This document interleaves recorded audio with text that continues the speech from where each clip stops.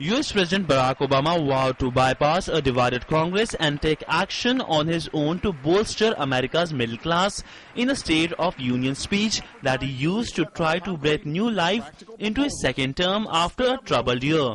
Standing in the House of Representatives chamber before lawmakers, Supreme Court justices and VIP guests, Obama declared his independence from Congress by issuing a raft of executive orders, a move likely to inflame already tense relations between the Democrat president and Republicans. Obama's action, while relatively modest, collectively amounted to an outpouring of frustration at the pace of legislative action, with Republicans in control of the House of Representatives and able to slow down President's agenda.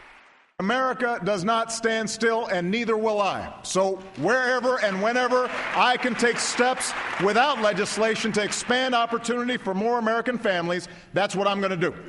Obama's order included a wage hike for federal contract workers, creation of a starter saving account to help millions of people save for retirement, and plans to establish new fuel efficiency standards for trucks.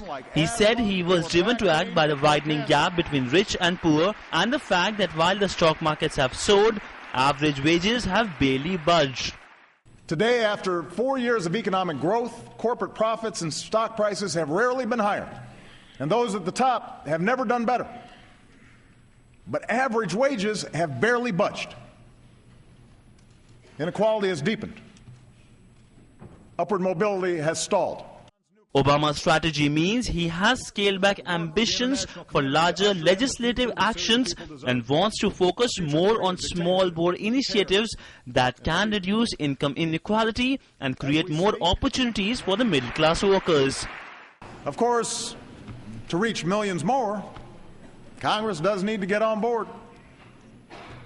Today, the federal minimum wage is worth about 20% less than it was when Ronald Reagan first stood here. And Tom Harkin and George Miller have a bill to fix that by lifting the minimum wage to $10.10. It's easy to remember, 10-10. This will help families. It'll give businesses customers with more money to spend. It does not involve any new bureaucratic program. So join the rest of the country. Say yes. Give America a raise. He did, however, renewed appeals for actions that still await congressional approvals.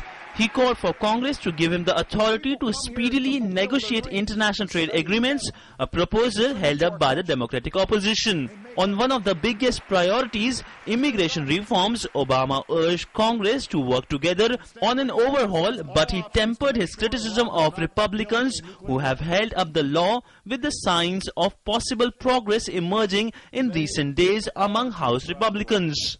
Obama also held back from taking a step that immigration reform advocates have called on him to take. He did not take executive action to freeze the deportation of parents of children brought to the United States illegally. Business Bureau, DD News.